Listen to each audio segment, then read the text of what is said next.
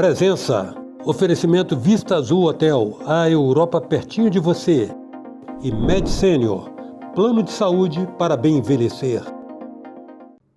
A presença hoje é a do empresário do setor de reparação automotiva, uma das lideranças dos setores, o empreendedor Ricardo Barbosa, com quem nós vamos conversar agora. Empreendedor e agora também homem de mídia, né, com um programa festejado na CBN, né, Ricardo? Descobriu o estado do outro lado, porque com o advento da mídia digital, todo mundo pôde ser emissor e receptor. E você tem uma boa audiência, né, Ricardo? Tenho. Prazer estar com você aqui, Eustáquio, que bom. Prazer meu, cara. Qual é o melhor amigo do homem, o carro ou o cachorro? Boa pergunta. Alguns momentos o cachorro, alguns momentos o carro. Isso aí depende muito do momento. O que você não sabe de carro? Quase 50 anos de lida, apesar da cara nova, de lida com o setor automotivo. O que você não sabe de carro? Eu não sei muita coisa. Principalmente agora, porque os carros chegando, os carros elétricos, tem muita novidade. E a reserva de mercado tem coisas que a gente não está sabendo. Tem coisas que eles estão guardando para a indústria, com a indústria chinesa. Mas devagar, os carros estão chegando nas nossas oficinas, nós já temos várias marcas reparando vários carros nesse sentido, mas a parte mecânica e elétrica, principalmente no que tange as baterias, ainda é um segredinho que ainda está na mão dos chineses, vamos dizer assim, né? Eu tenho acompanhado às vezes seus pronunciamentos na mídia, eu tenho percebido que você tem recomendado pé no freio com carro elétrico. O carro elétrico ainda, para alguns, pode ser um problema. É claro que nós sabemos que tem pessoas que gostam de inovação, pessoas que querem chegar na frente com carro elétrico e compram um carro elétrico e compraram um carro elétrico. Haja visto que está em dos primeiros lugares aí o carro elétrico em algumas categorias. Então caiu no gosto do brasileiro. Até coisa de 1 ano e meio atrás, as pessoas estavam um pouco receosas, Eustáquio. Só que agora, com essa chegada desses preços mais acessíveis aqui, as pessoas estão comprando o carro elétrico com maior facilidade. Ricardo, você acompanha o setor, quer dizer, você recebeu a empresa do seu pai, Elias Barbosa, menino jovem ainda, e até o quê? Quantos anos você toca a empresa? 43. A nossa empresa está com 53, eu já estou há 43 à frente da Beira-Mar. Quer dizer, Elias ficou 10 anos e a partir daí você assumiu e trouxe até aqui. Isso. E ela se expandiu muito nesse tempo todo, né? Porque talvez a marca da jovialidade, o seu espírito empreendedor concorreu muito para isso. Você tem acompanhado o setor então, esses anos todos. Quer dizer, você pegou os tempos da carroça do Collor, que fez um grande favor ao consumidor brasileiro quando acabou com aquele monopólio daquelas 4 marcas e permitiu a entrada de novas marcas, e isso favoreceu muito o mercado consumidor, né, Ricardo? Muito. Naquela ocasião nós tínhamos GM, Fiat, Ford e Volkswagen. Eram as 4 marcas. O carro era tudo na maçaneta. Era direção mecânica, freio borrachudo, era uma dificuldade. O carro era não muito havia simples. razão para melhorar também, porque é um conluio dos fornecedores, né? Ninguém mexe. Só as 4, elas estavam aqui no mercado brasileiro. Agora o Collor abriu o mercado realmente e até mesmo o cartão de crédito começou com ele. E a chegada dos outros carros, abriu o mercado como um todo, começou a chegar outros carros e aí a indústria brasileira melhorou muito. Os carros começaram a ter vidro elétrico, o ar-condicionado começou a ter mais facilidade nos carros, começou a ter direção hidráulica, os carros de câmbio automático, muita coisa foi melhorando, o carro foi ficando mais confortável, com mais tecnologia. O brasileiro que é apaixonado por carro, realmente foi comprando esses carros. Nós tivemos mais facilidade e tendo um carro bem melhor naquela ocasião. Ou seja, nós começamos a desfrutar um mínimo do conforto que o consumidor norte-americano e europeu já... Exatamente. Eu me lembro perfeitamente quando chegou a injeção eletrônica aqui no Brasil, eu fui fazer um curso na Flórida, em Tampa, no sul da Flórida. E quando eu cheguei lá, eu observei que já havia injeção eletrônica há 20 anos atrás. Então a gente não tinha injeção eletrônica, ela ia chegar e lá já tinha injeção eletrônica. Nós estávamos na época do carburador. Você lembrou? Claro. Aquela época as pessoas iam 2, 3 vezes na oficina por ano para regular, para limpar o carburador, trocar o estilete, diafragma, boia, enfim. aproveitava, trocava o óleo, trocava a pastilha. Você lembra, Eustáquio, que naquela época a primeira revisão era feita com 1.000 quilômetros? Sim. Eu peguei carro do meu pai que rodava 1.000 quilômetros, tinha que voltar na concessionária. Hoje a primeira revisão faz com 10.000 quilômetros. Nós temos alguns carros elétricos, por exemplo, a primeira revisão faz com 20.000 quilômetros. Algumas marcas também com 20.000 quilômetros, porque o óleo é um óleo 100% sintético, que dá essa durabilidade para você fazer a primeira revisão com 20.000 quilômetros. Mas hoje o ideal é que faça com 10.000 quilômetros ou um ano, o que acontecer primeiro. Né? Show. Ricardo, o modelo de negócio do seu setor, você presidiu, você é uma liderança do setor, inclusive pelo fato de ter presidido o sindicato da categoria por muitos anos, né? Até pela renovação, com toda a renovação você sempre foi reconduzido, até porque essa vida de associativismo também é interessante. Não é porque o cara quer ficar, não, é porque às vezes não aparece alguém para sucedê-lo. E ele não quer deixar a entidade morrer, a representação morrer e fica segurando. Mas você foi durante muitos anos, você falou pelo setor como presidente do Sindirepa. Durante 18 anos. Só 18 anos. Só 18 tempo do menino nascer e servir o exército. Foi uma época muito boa aqui, nós conhecemos vários empresários ali na Federação das Indústrias, mas logo depois surgiu um amigo que assumiu, é o que você acabou de dizer, eu precisava passar, mas nós não tínhamos, ninguém queria pegar essa luta aí, né, de ser líder do setor. É tão difícil, porque o setor passa por muitas dificuldades, o setor vem atravessando muitas dificuldades, principalmente agora. Agora, a nossa maior dificuldade hoje é a mão de obra. Nós vamos chegar lá, né? Mas naquela ocasião, olha que eu já saí do Sindirepa, já deve ter uns 12 a 15 anos aproximadamente, mas naquela ocasião faltava liderança para assumir o nosso setor. Ricardo, o modelo de negócio do seu setor de reparação das oficinas mecânicas, que quando evoluem se tornam um centro de reparação, né? Porque realmente você não pode nivelar tudo. Tem aquelas cabecinhas de burro que a gente fala da periferia, também cumpre um papel social relevante, porque atende as pessoas de menor poder aquisitivo, e tem um centro de reparação que investe, se atualizam, se torna até sofisticado tecnologicamente. Mas o modelo de negócio do setor de reparação embutia uma estratégia interessante, na verdade, né?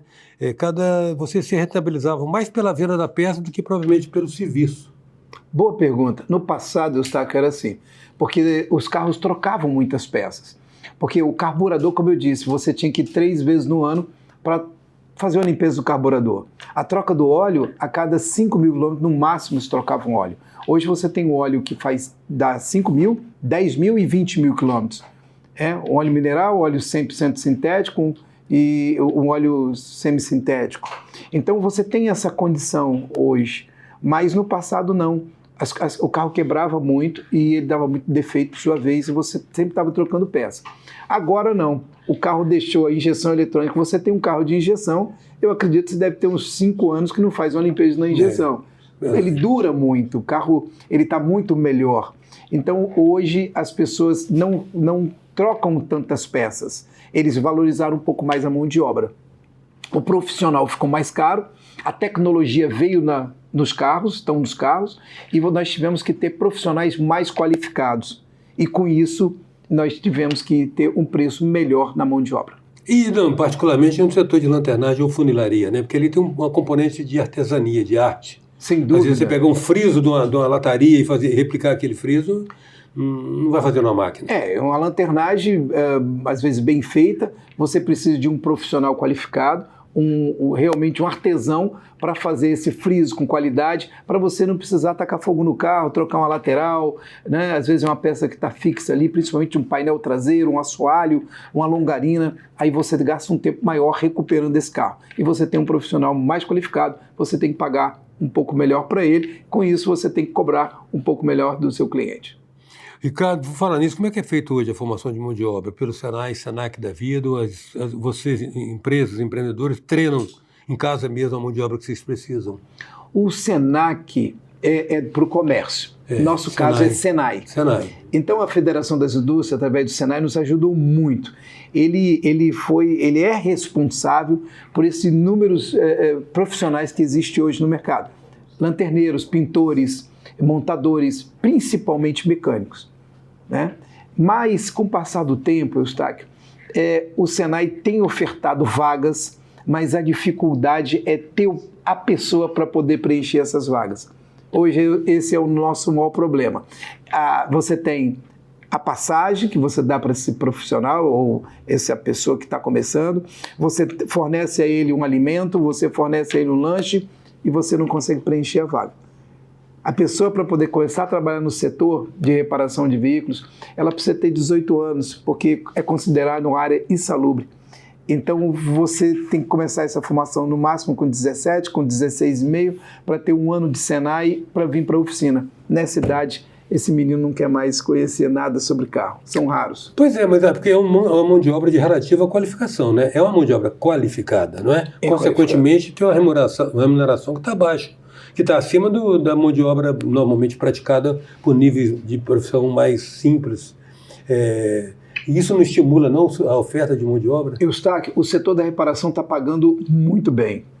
Tem profissionais que estão ganhando aí valores ali de gerentes de determinados magazines, lojas, gerente de banco que está começando, enfim, está ganhando muito bem. O problema é que não tem o profissional. É igual a construção civil, sabe a coisa do pedreiro?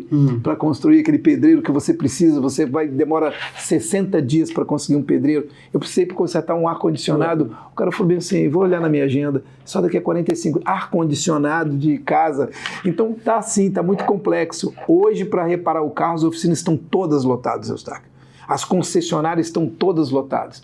O número de carro está muito grande. Hoje a pessoa se distrai por qualquer coisa. Uma coisa chamada celular é o nosso grande aliado.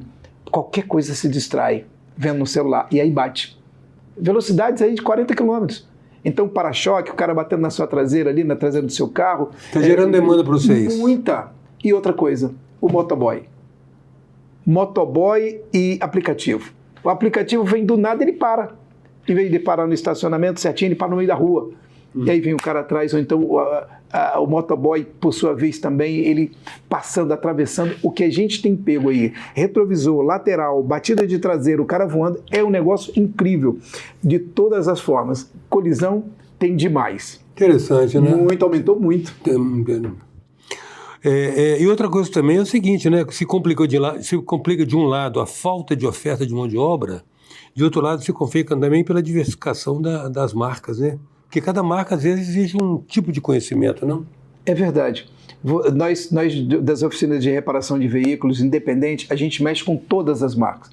A gente conserta o elétrico, a gente conserta o carro manual, o câmbio manual, o carro automático, todos os carros. Então, a gente tem que se especializar ou generalizar em tudo ali. Você tem que conhecer todo o setor e mexer e reparar todos esses carros. Às vezes, para desmontar uma porta, uma desmonta de um jeito, outra desmonta do outro. Às vezes, para você tirar uma lanterna traseira, ele tem um detalhe diferente. Se você não souber tirar, você quebra a lanterna. Faróis. Tem faróis aí, Eustáquio, de 40, 50 mil reais. Um farol.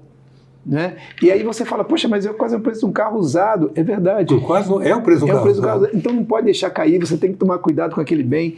Então está muito complexo. As coisas se tornaram muito caras. É necessário que você tenha, então, defendendo o seguro, mas quem puder, faça seguro, porque está muito caro. Qualquer colisão está ficando aí 7, 8, 10 mil reais. Colisões pequenas está ficando nesse valor.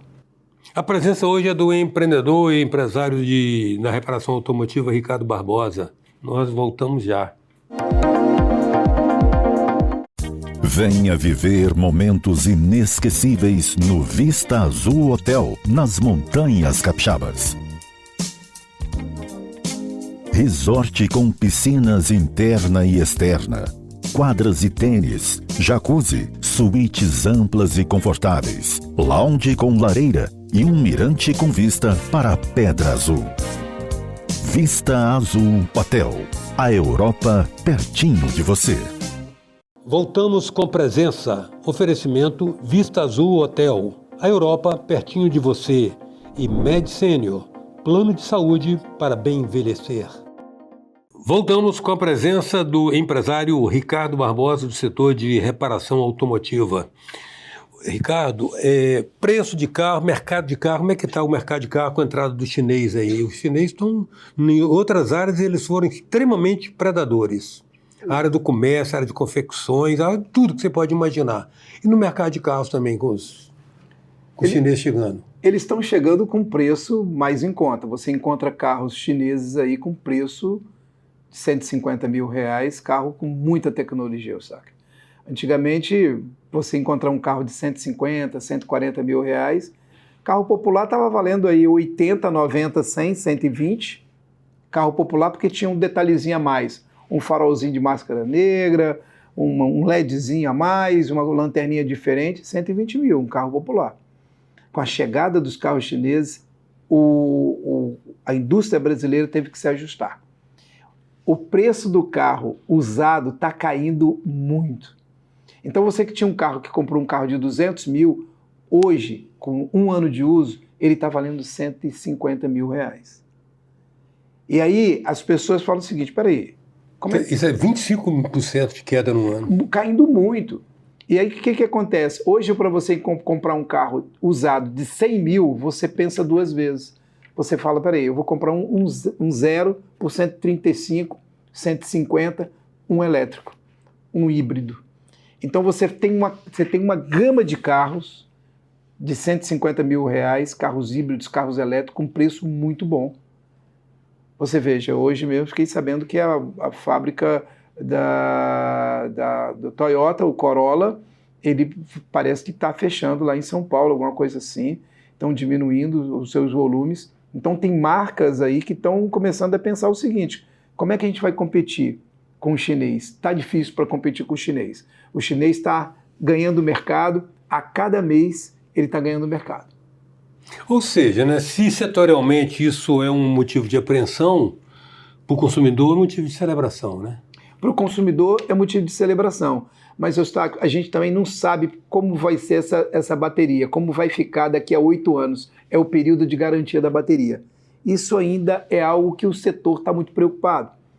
Esses carros começaram a chegar em 2023, 23, 24, 25, 26, nós estamos aí com basicamente alguns anos já com essas baterias. Daqui a pouco está dando 8 anos, 5, 7 anos de uso dessas baterias. O que vai fazer com esse carro? Nós não entramos ainda numa fase mais refinada do capitalismo que diz respeito ao pós-consumo. Exatamente. A logística reversa do consumo. Você faz o que com isso? Vai descartar essa bateria onde? Aonde? Para quem? Julgar isso onde? Será que vai chegar com preço mais em conta para você poder fazer a troca dessas baterias? Está tudo no assoalho.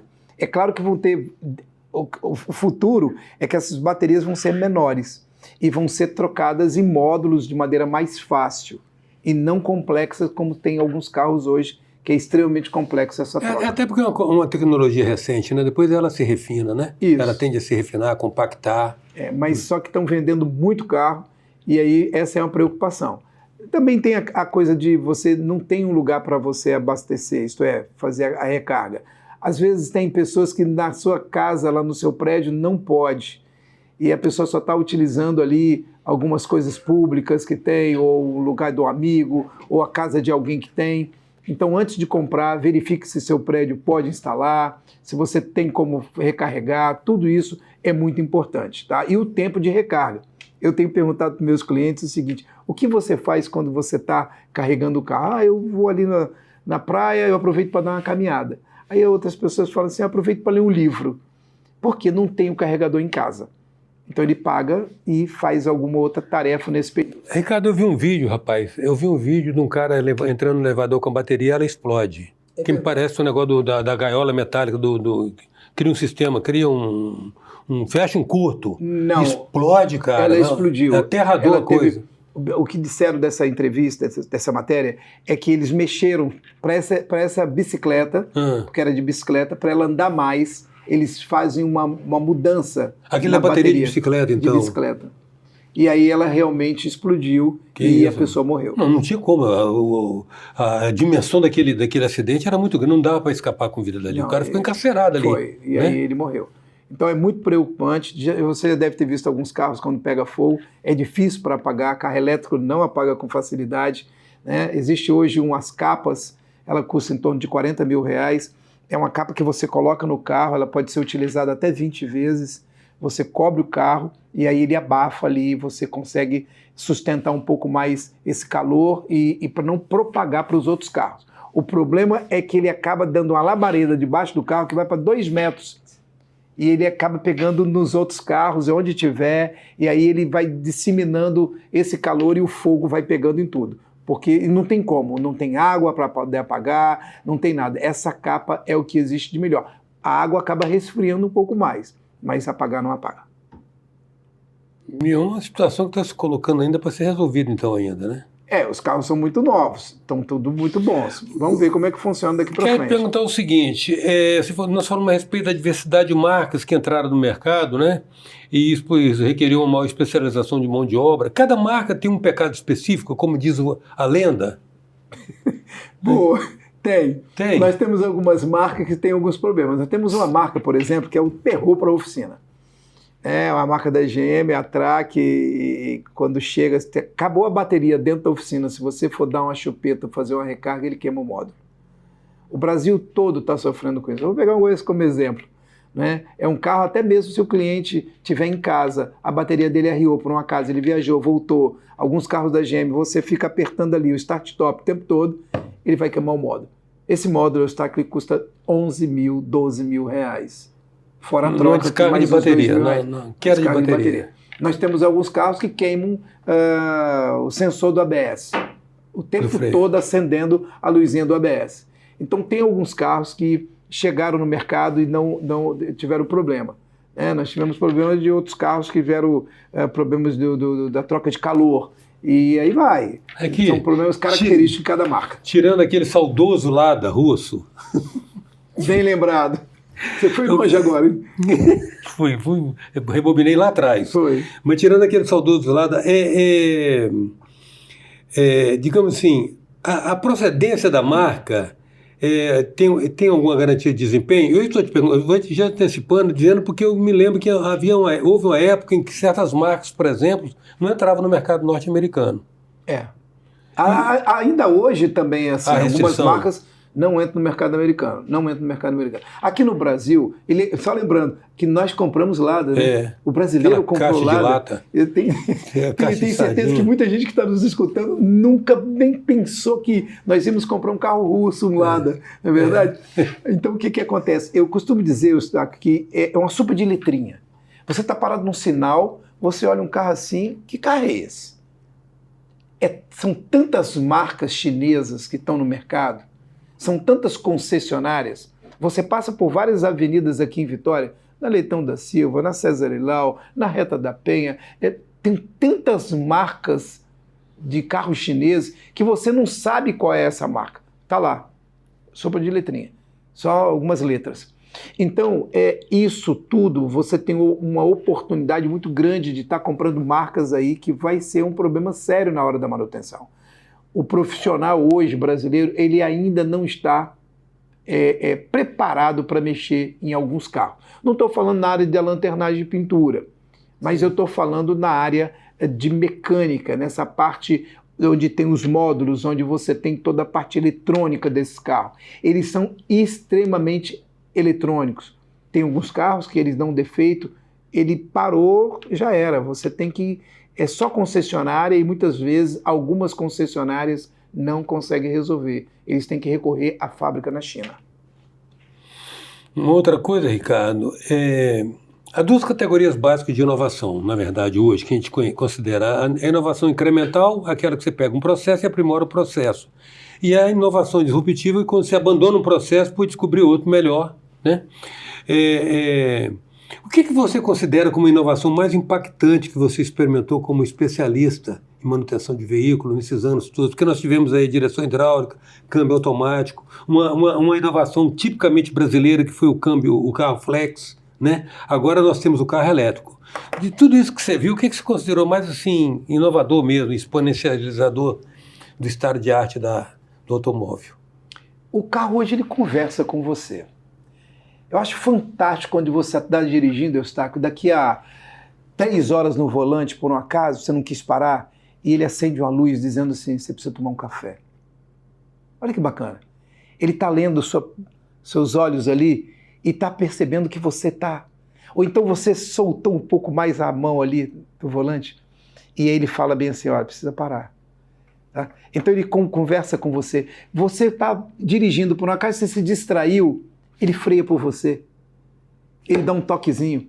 Ou então, se você tá dirigindo por um acaso, você dormiu ou você teve um infarto, vamos falar sobre isso, você infartou. Ele vai freando por você, ele sente que soltou a mão ali, você tirou o pé, o carro começou a parar, ele vai freando, cutucando para ver se te acorda, buzina, acende luz, então o carro vai conversando com você. Mas certamente isso não é um carro popular, né, Ricardo? Não, esse é um carro com mais tecnologia. Mais tecnologia. Mas é o que você me perguntou. É sofisticado, já no nível de sofisticação. É claro que encanta. Então essas coisas estão encantando, né? Ele conversa com você, ele conhece se você está dirigindo bem, quando você sai da pista, né? Então é uma dirigibilidade assistida. Você tem vários sensores que assistem você para que você não tenha colisões e você estiver dormindo ou estiver cansado, ele te ajuda aí, ó, vamos dar uma paradinha para tomar um café. O melhor é entender que, na verdade, todos esses avanços depois, no primeiro momento, eles chegam como um gradiente de preço, eles definem faixas de consumo e de poder aquisitivo. Mais tarde, eles são incorporados à realidade mesmo dos carros mais populares, né? É verdade. Isso aconteceu com a obrigatoriedade do freio ABS e do airbag. Antigamente os carros não tinham esse tipo de equipamento. Então foi obrigado por lei e os carros ficaram um pouquinho mais caros, mas depois incorporou e está tudo certo. É a mesma coisa que aconteceu com o vidro elétrico. Nós dois pegamos as maçanetas ali e tal. É mecânico. E hoje tudo é elétrico. Em alguns carros mais econômicos você tem os dois elétricos na dianteira e na traseira você ainda tem o manual. Então, mas isso tem incorporado. É claro que tem um carro ou outro que traz alguma coisa com muito diferencial que aumenta o preço.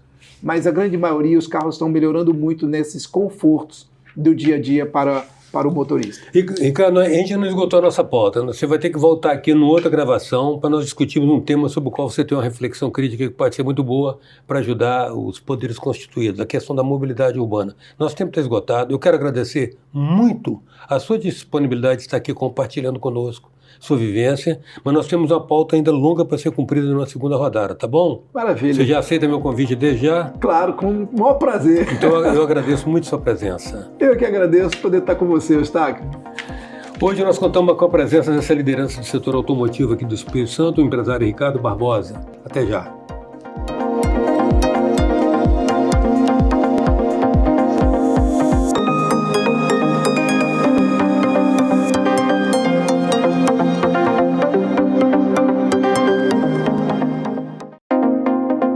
Presença, oferecimento Vista Azul Hotel, a Europa pertinho de você.